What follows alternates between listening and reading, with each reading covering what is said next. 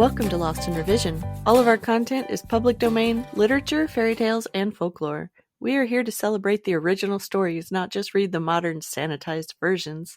We post short segments of stories daily and monthly full episodes where we read and discuss popular classics. Come and find us on Patreon to listen to the full chapters early and without interruption. Our goal is to at least break even to cover our expenses, so any support that you can offer to help us reach that goal helps keep this podcast going and you entertained. All of our music is by Nathan Hubble and is used with his permission. Thanks, and enjoy the show.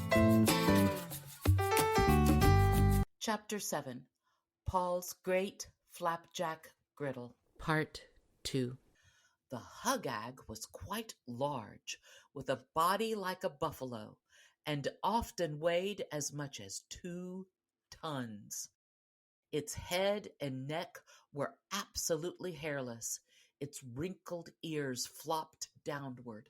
Its bushy tail waggled constantly, and it had long, muscular lips, which prevented it from feeding on grass or other low-growing herbage, but which were of the greatest use, like the trunk of an elephant, in stripping from trees the bark and twigs which were its usual food. Its greatest oddity, though, was its legs. They were long and stiff and perfectly straight, being entirely without joints in them, and since they therefore could not be bent, the hugag could never lie down as other animals do. It lived its whole life, waking and sleeping upon its feet. Occasionally, one would by some chance fall or be thrown to the ground, and as it could not bend its legs to get back to its feet again, it was then perfectly helpless and soon died of fright or starvation. Its strange manner of sleeping was the cause of the leaning pines. When it wanted to take a nap, it would face the west and lean its left side against the trunk of a pine tree, brace its hind legs firmly, but never ceasing to mark time with its splay-footed front ones, hang down its head and close its eyes, and in this manner it would rest comfortably. Countless hugags had followed these exact habits through many centuries, and the pressure of their weight against the trees of the Dakota woods had, after many years, caused all the pines to lean toward the south in the manner which had at first deceived Paul. The most successful hunters of this queer animal followed the custom of cutting partly through the bases of trees until they were almost ready to fall, so that when the hugag leaned against one, both the tree and animal would come down. As it could not then get to its feet again, it was easily captured or killed. Since the hugag has almost entirely disappeared, this method of hunting has been abandoned and forgotten, as it has never proven successful with any other animal. The uniform slant of the trees was a great aid in cutting them, for they all fell in exactly the same direction without any guidance on the part of the cutters. Paul was therefore able to use his great 3-mile saw to the best advantage.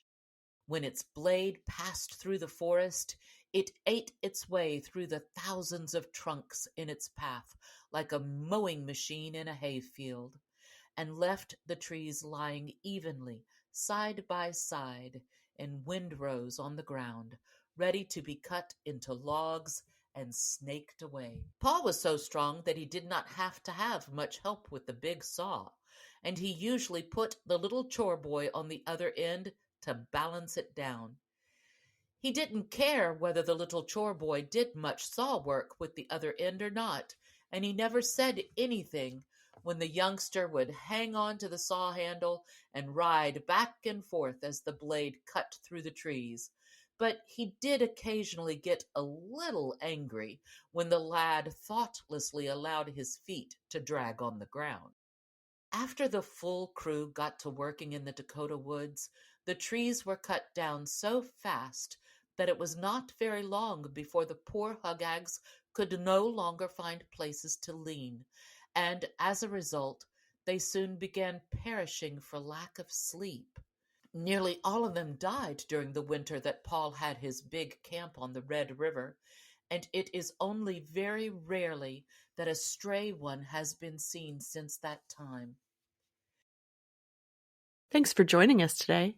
Check us out on Patreon. The Storytime level is only $3, and you can help us meet our small goal of breaking even and covering our expenses. Your support helps pay for all of the things that podcasting requires, and helps keep this show alive and growing.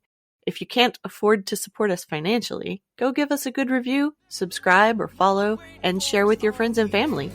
Feel free to fact check us and offer suggestions to make our show better for you. You can also send us an email at lostinrevisionpodcast@gmail.com. There's a lot more waiting for us all at the end of the road.